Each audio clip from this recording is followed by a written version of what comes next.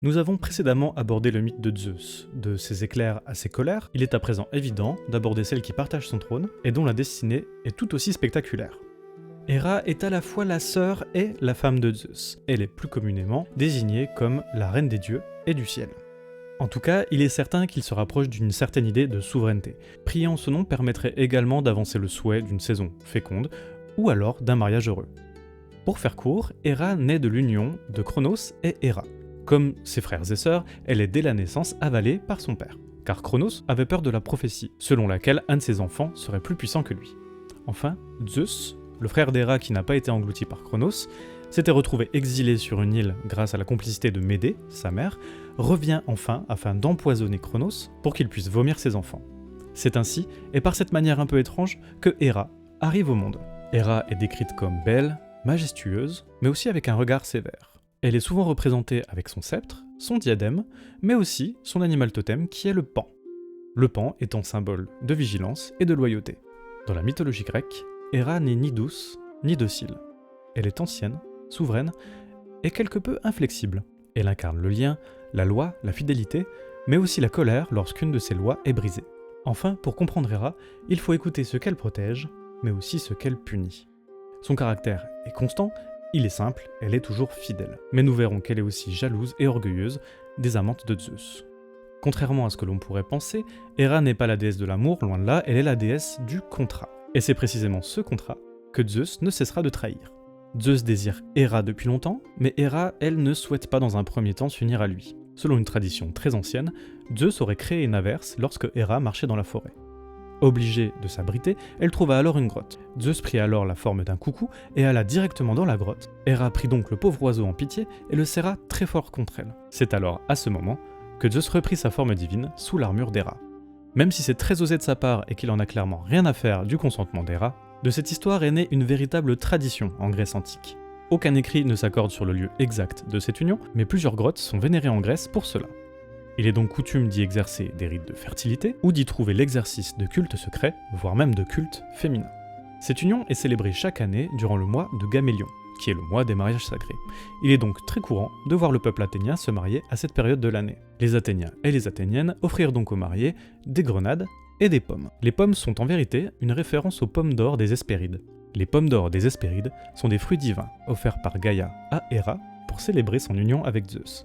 Elle pousse sur un arbre gigantesque aux confins du monde, dans un jardin sacré, protégé par les nymphes Hespérides, mais aussi par l'Adon, un dragon ayant juré de protéger cet arbre en l'enroulant de sa queue. Ces pommes d'or sont synonymes d'immortalité, de désir et d'union divine, mais elles sont aussi surtout connues pour être le 11e travail d'Héraclès. Malgré cette union, Zeus multiplie les infidélités. Au cours d'une discussion, une bagarre éclate. En jeu, une simple question. Qui, de l'homme ou de la femme, prend le plus de plaisir dans l'amour ? S'accusant mutuellement, Héra pensant que les hommes prennent plus de plaisir et Zeus pensant que les femmes prennent plus de plaisir, le divin Tirésias tranche enfin et dira que les femmes prennent 9 fois plus de plaisir que les hommes. Héra le punira en le rendant aveugle et Zeus, très heureux qu'on lui ait donné raison, lui donnera le don de prophétie. Entre les deux, plus rien ne va.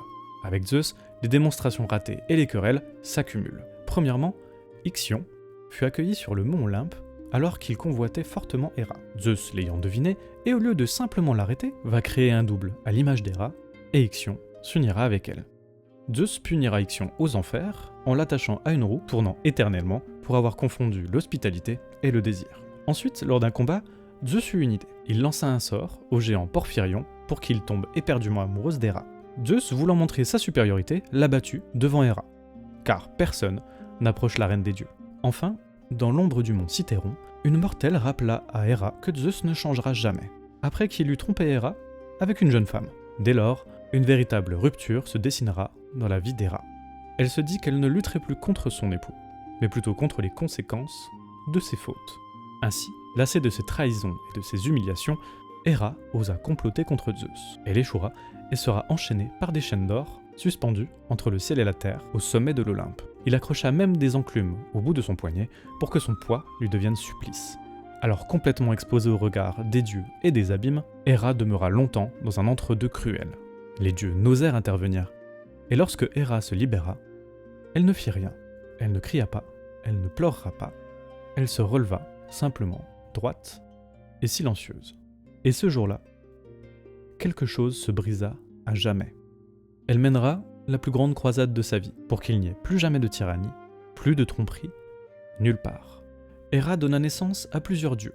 Arès, la guerre brutale, Hébé, la jeunesse, et Illici, la naissance. Mais la tradition dit que Héra donna naissance à un enfant secret, qu'elle fécondera elle-même, nommé Héphaïstos. Elle le met au monde dans un réel esprit de vengeance, car Zeus, lui, a réussi à donner naissance à Athéna de son crâne. Et Héphaïstos serait né, lui, difforme, laid. Héra étant la déesse de la beauté, de la vanité et de l'ordre, elle ne le supporta pas. Héra le rejette en le considérant comme un affront, et elle le précipita du haut du mont Olympe. Mais vous commencez à connaître la mythologie grecque, et vous savez que l'histoire ne s'arrête pas là. Héphaïstos ne périra pas, bien sûr, mais reviendra plus tard en jouant une ruse à sa mère. Toujours plus orgueilleuse d'avoir été mise à la marge de la naissance d'Athéna, Héra encourage la bête Typhon à renverser Zeus. Monstre du chaos, géant ou sans tête, il est destiné à renverser l'ordre olympien. Mais Typhon sera vaincu et enseveli sous l'Etna. Zeus ayant eu beaucoup d'amantes, je vous fais un florilège un peu condensé de la vengeance d'Héra. Elle avait parfois l'habitude de condamner à l'errance des personnes en les transformant en génisses. Mais Leto sera, elle, empêchée d'accoucher, Sémélé sera consumée par la foudre, et enfin Callisto sera métamorphosée en ours. Puis, grâce au secours de Zeus, sera placée dans les étoiles. Nous verrons donc apparaître la grande ours. Finalement, Héra ne tue pas toujours. Elle fait endurer des peines à celles et ceux qui osent l'importuner. Et dans d'autres situations, elle devient la gardienne des justes de la cité. Son culte est lié à la fertilité, au mariage, mais aussi à la légitimité du pouvoir. Elle gagna la cité contre Poséidon, qui, furieux d'une énième défaite, se vengea.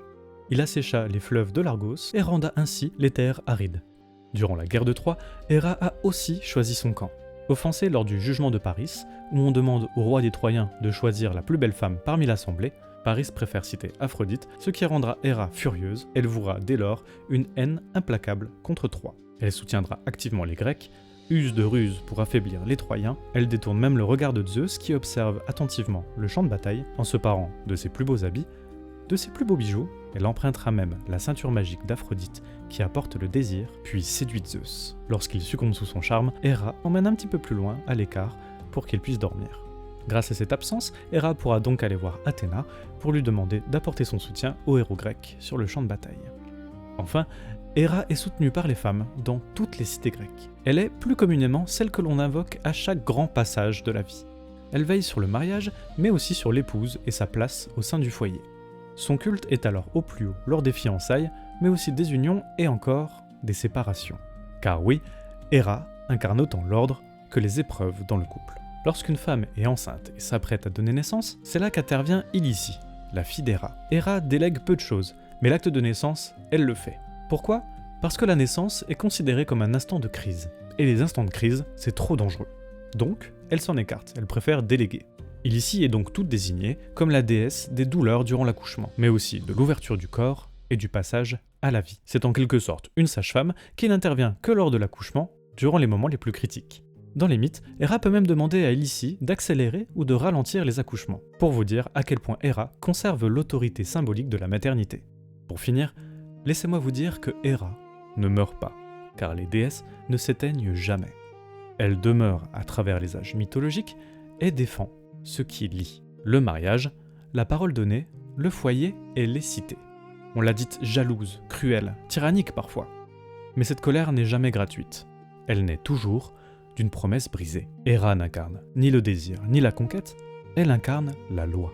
Et lorsque la loi est bafouée, même par les dieux, elle reste inflexible. Héra, protectrice des femmes, gardienne des naissances et souveraine des cités, veille sur ce que les héros détruisent, dans le fracas des guerres, dans le silence du mariage, dans la douleur des mères. Héra est là, immobile, constante, exigeante. Et tant que des promesses sont faites pour être rompues, la reine des dieux continuera de régner, non par la force, mais par la mémoire.